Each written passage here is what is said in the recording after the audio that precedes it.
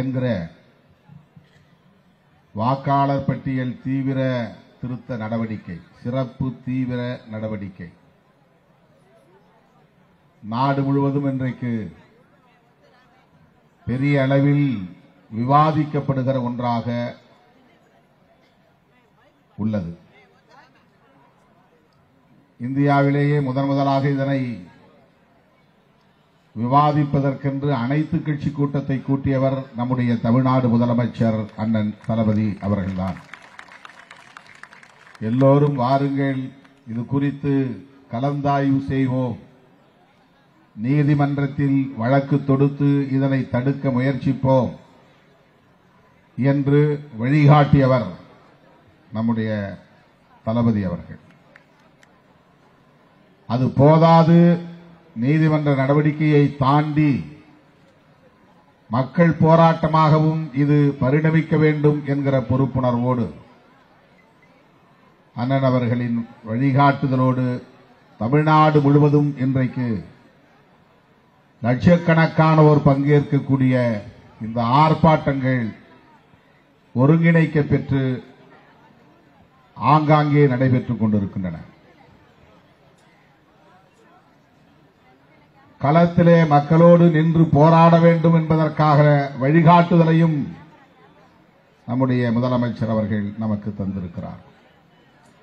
அந்த அடிப்படையிலே இன்றைக்கு மதசார்பற்ற முற்போக்கு கூட்டணியை சார்ந்த அனைத்து கட்சிகளும் திராவிட முன்னேற்றக் கழகத்தின் முன்னெடுப்பிலே தமிழகம் தழுவிய அளவில் இந்த மாபெரும் ஆர்ப்பாட்டத்தில் நாம் பங்கேற்று வருகிறோம். அண்ணன் சேகர்பாபு அவர்களுடைய முன்முயற்சியில் இன்றைக்கு இந்த பகுதியிலே நடைபெற்றுக் கொண்டிருக்கிற இந்த மாபெரும் ஆர்ப்பாட்டத்திலே பங்கேற்று உரையாற்றக்கூடிய ஒரு வாய்ப்பை பெற்றதை எண்ணி நான் மகிழ்ச்சி அடைகிறேன். தோழர்களே, வாக்காளர் பட்டியல் திருத்தம் என்பது நாம் ஒவ்வொரு தேர்தலின் போதும் சந்தித்து வருகிற நடவடிக்கைதான். புதிதாக வாக்காளர்களை சேர்ப்பது, இறந்து போனவர்களின் பெயர்களை பட்டியலில் இருந்து நீக்குவது, மாவட்டம் விட்டு மாவட்டம் புலம்பெயர்ந்தவர்களின் பெயர்களை நீக்குவது, தவறுதலாக பெயர்கள் பிழையோடு பதிவாகி இருந்தால் அந்த பிழைகளை திருத்தம் செய்வது என்கிற நடவடிக்கை அவ்வப்போது நடைபெற்றுக் கொண்டே வருகிறது.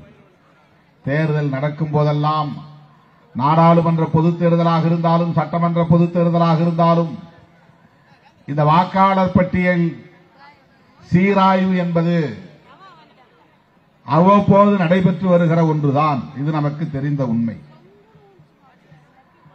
தேர்தல் அல்லாத காலத்திலும் நடக்கும். அதிகாரிகள் அதை செய்வார்கள். தேர்தலுக்கும் அதற்கும் சம்பந்தம் இருக்காது. ஆனால் வாக்காளர்கள் இருக்கிறார்களா, அவர்கள் புலம்பெயர்ந்து விட்டார்களா, இறந்து விட்டார்களா என்று ஆய்வு செய்கிற நடவடிக்கை, அதை ஆங்கிலத்திலே இன்டென்சிவ் ரிவிஷன் என்று சொல்லுகிறார்கள். அது தேர்தல் நடைபெறும் காலத்தில் இருக்காது, எப்போது வேண்டுமானாலும் செய்வார்கள். தேர்தலுக்கு முன்பு நடப்பது சம்மரி ரிவிஷன் என்று சொல்வார்கள். அது கட்டாயம் நடந்தாக வேண்டும். ஒவ்வொரு தேர்தலின் போதும் நடக்கும்.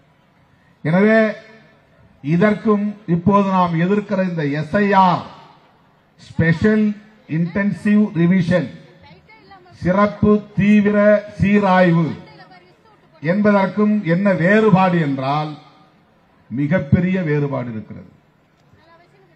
இந்த வேலை திட்டம் தேர்தல் ஆணையம் செய்ய வேண்டிய வேலை திட்டம் இல்லை. தேர்தலுக்கு தேர்தல் சிறப்பாக சீராய்வு செய்வது தேர்தல் ஆணையத்தின் கடமை. ஆனால் இந்த ஸ்பெஷல் இன்டென்சிவ் ரிவிஷன் என்பது முழுக்க முழுக்க நம்முடைய குடியுரிமையை ஆய்வு செய்கிற நடவடிக்கை.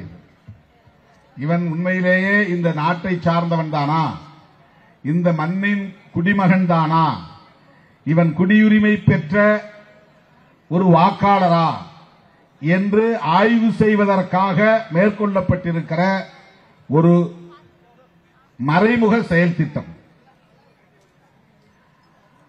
CAA என்று ஒரு சட்டம் வந்தது. கொரோனா டைம்ல நாம் எல்லோரும் எதிர்த்து போராட்டம் நடத்தினோம். சிட்டிசன்ஷிப் அமெண்ட்மெண்ட் ஆக்ட், குடியுரிமை திருத்த சட்டம். அதனை எதிர்த்து நாடு முழுவதும் கொந்தளிப்பு ஏற்பட்டது. நாடாளுமன்றத்தின் இரு அவைகளிலும் நாம் அதனை கடுமையாக எதிர்த்தோம். ஆனால் கொரோனா நேரத்தில் அந்த போராட்டம் சிதறி போனது, சிதைந்து போனது. அதை தொடர்ந்து முன்னெடுக்க முடியவில்லை. சட்டங்கள் நிறைவேறிவிட்டன. அந்த CAA என்கிற சட்டத்தை அடிப்படையாக கொண்டு நேஷனல் பாப்புலேஷன் ரெஜிஸ்டர், தேசிய மக்கள் தொகை பதிவேடு, நேஷனல் ரெஜிஸ்டர் ஆஃப் சிட்டிசன்ஷிப், குடிமக்கள் தேசிய பேரேடு, இந்த இரண்டையும் உருவாக்குவது என்கிற சட்டம்